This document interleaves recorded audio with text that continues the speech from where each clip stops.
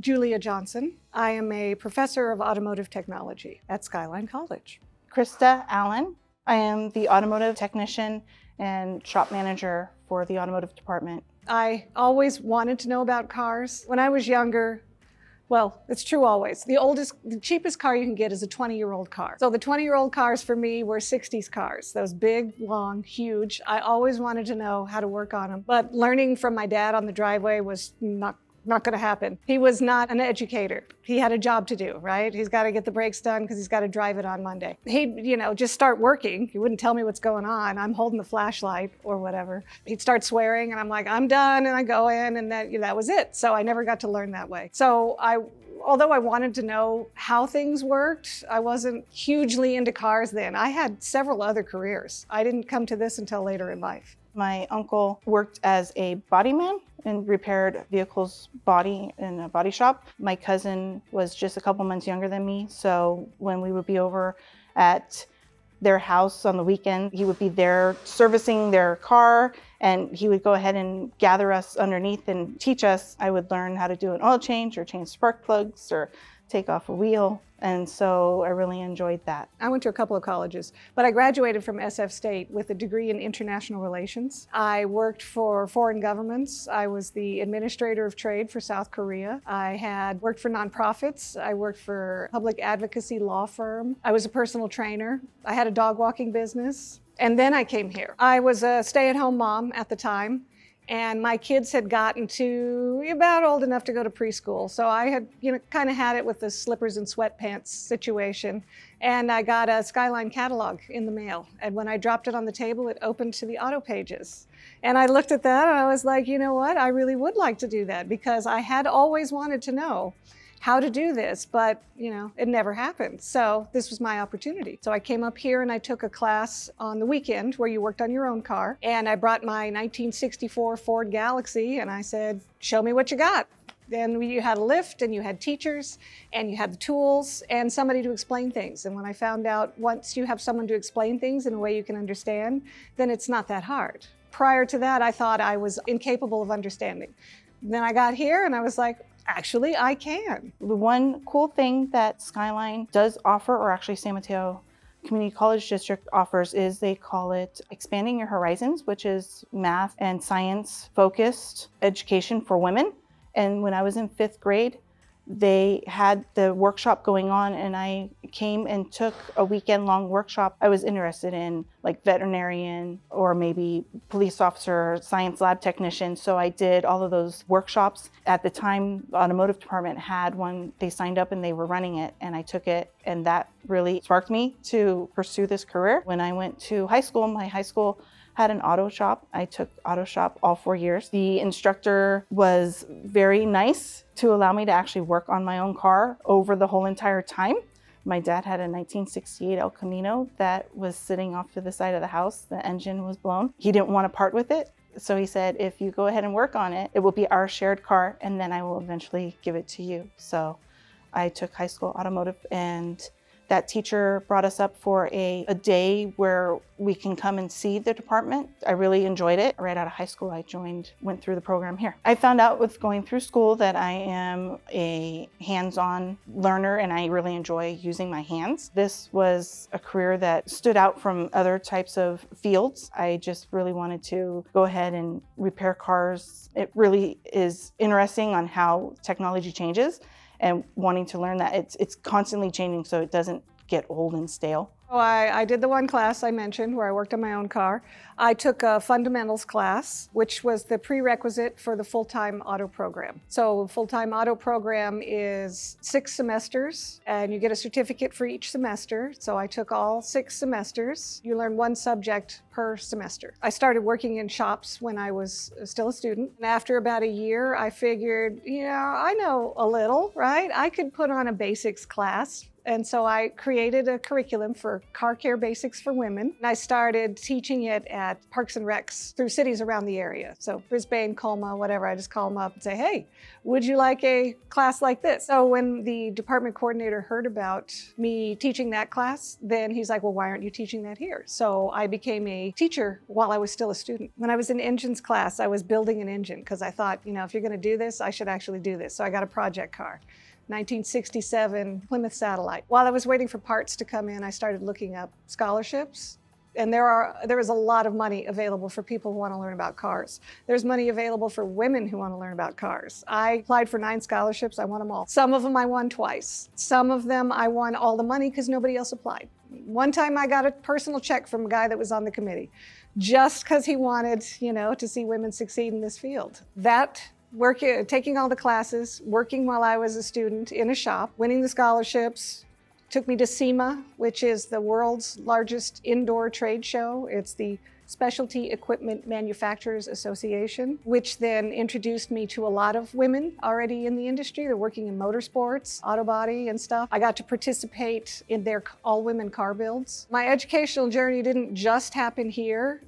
It took me a lot of different places. One of my mentors, or I have a few, but my high school auto shop teacher, David Hill, I really looked up to him, and also my uncle. Then when I came through the program here, Rick Escalambre, he is so amazing and really strives to still find and understand and the new technology. He actually still teaches here. He teaches the smog inspection update classes, but he's also going and creating other trainings and going and doing workshops and trainings for manufacturers and dealerships too on topics. I'm very fortunate to have those influences throughout my life. The department coordinator was named Rick Escalambre, and he was the one that gave me my start, basically. I had just graduated from the program. He basically hired me at the graduation, asked me, do you want to teach? And I was like, yes, I would. I would love to do that. So I started teaching the fundamentals class. At his request and his encouragement, he mentored me through the program. He was always there for me. We called him Uncle Rick because he was mentor to a lot of people. And my engine teacher also must have seen something in me, and he pointed me in the right direction and gave me a shove. And he introduced me to a biology professor named Christine Case,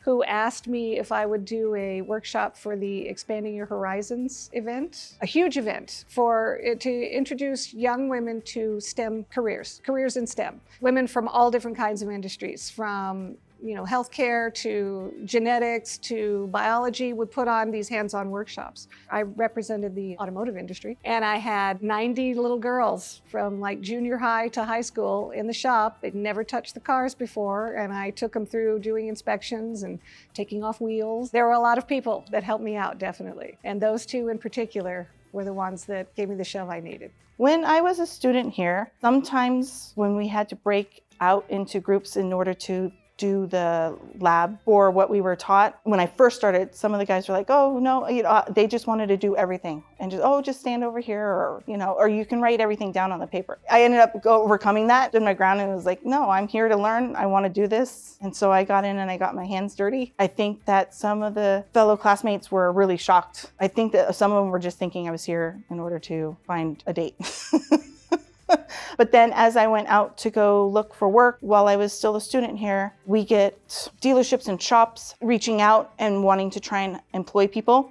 And at a dealership, they had contacted the school and said, we are looking for a entry-level oil technician. Rick Escalambre had let me know that they were hiring. I contacted them and went in for an interview. They were like, oh, well, we'll have you answer phones, and then we will go ahead, be a service writer, and you can go ahead and be a porter, which is a person that just goes and moves the cars around from lot. And I said, but I'm here for this job that you posted.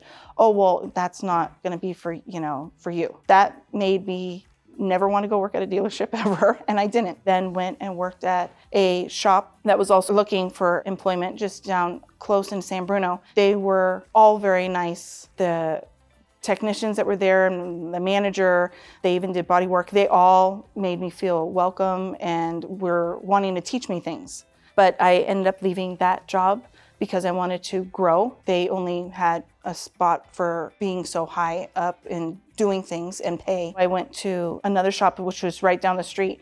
And when I was there, I didn't have a problem with any of my coworkers. It was the customers, and it was mainly the male, and a lot of the elderly male customers did not want to talk to me, did not want me to work on their cars. But over time, they saw that I knew what I was doing. At times, we didn't have a service writer, so I'd have to answer the phone because my boss would be busy or he would not be there. And they would say, oh, well, they need to talk to that person. And I said, well, he's not here. Can I help you? Oh, no, just take a message.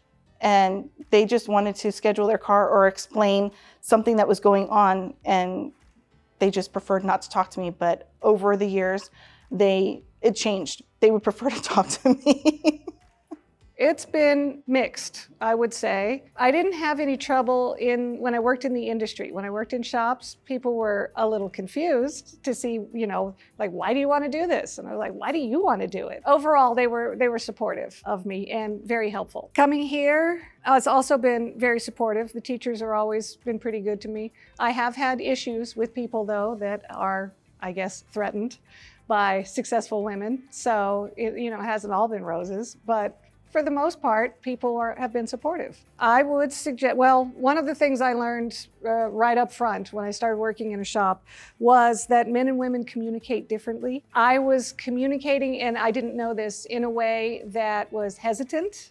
I wanted to give a correct answer. So if they asked me, does that Mustang have shocks or struts? I would say, I think it's struts, but do you want me to go look? And they would perceive that as incompetent, because I didn't answer with confidence. So they'd say, no, don't look. Simon, does that car have shocks or struts? And he would yell, shocks. And then they'd order the shocks. And then we go to put them on, and it was struts. And I was right. But because I was hesitant, they immediately disregarded me. So for young women entering this career, you have to be confident. If you don't have confidence, you need to pretend like you do. And speak as though you know what you're talking about, and don't back down. You don't owe anyone an explanation. You don't have to prove anything. You have just as much right to be in these classes, in that shop, under that hood. People will challenge you. Some people will not be very nice about it, but you earn your right, and you do good work, and you don't have to be questioned. I've had some good experiences, I'll say. I was almost 40 when I started as a student here. I was almost 40 years old. So one of the exciting things was drag racing a car I built myself when I was almost 40 years old. So that was a good one, winning the scholarships, very cool. Getting this job, super awesome. Getting to work on those all-female car builds. I've done 3 of those, meeting all those amazing women. Super awesome. We had, for a while, I had won a grant to recruit and retain women to the program.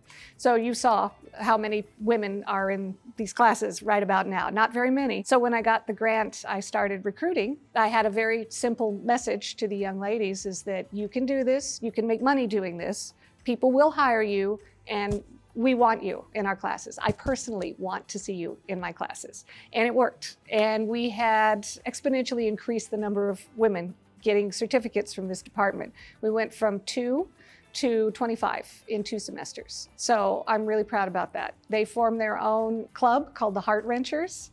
And those ladies did amazing things. They used their automotive knowledge. They got together, figured out, I was like, this club is for you, what do you want to do? And they decided to use their automotive skill to help people. A lot of them were low income, single mothers. So they put on events to do like services for people. They get the oil donated from their bosses at their shops that they worked at. And students did the work. People that needed services that couldn't pay for them could bring their cars to us. They set that all up, but I may have had a little to do with it. Very pleased about that. Whenever I have any high school students coming up to see what they're maybe wanting to do for college or a career, or even current enrolled student and female students, I really try and support them and tell them they can do it, it can be done. You don't need to be strong in order to do this job. It takes thought and knowledge and working it out and a plan. It's not something that only men can do. It is something that females, anybody can do. They just need to really stick with it. If I see like any of them are being put aside when it comes to their lab assignments and stuff, and the guys just want to do the work, I go ahead and off to the side we'll talk, and I say, are you okay with that? Or are you wanting to do it? Well, yeah, I want to go ahead and be doing it. I say, then you tell them you want to, and you are here to learn, and you want to do this as a career. So you need to share the work. And if they need help with talking with them, I'll go ahead and I will talk with the male students and just say, hey, this is for everybody, and this is a learning environment for every single person, no matter what gender or race you are. So we need to share the work and share the experience that you're getting. I try and spread the word about automotive technology field because it is never going to go away. We still need to have people working on the vehicles. They can't fix themselves. I was a technician and a smog technician. I worked out in the trades for 15 years. And 9 years ago, I came back here because we need to have the training facilities in order to have technicians. I changed over from actually working every single day on what I do and love on cars to have future technicians being able to go. And I plan to be here until I retire and hope that our program stays and actually grows bigger. Since I have started here, it's been maybe a couple of female students taking classes, but it has really grown. The numbers have gone up. Anytime we have people coming and touring the college and then asking to see the department and I see a female, I go ahead and I try and speak with them, give them my experience and information. If it's something that they really like, I even invite them that if they wanted to come back and talk more, that they are more than welcome to. Me personally, all I can do is teach you. So if you want to come to school here, I want you to come to school here. I'd love to see you. And again, you don't have to prove anything. You're more than welcome.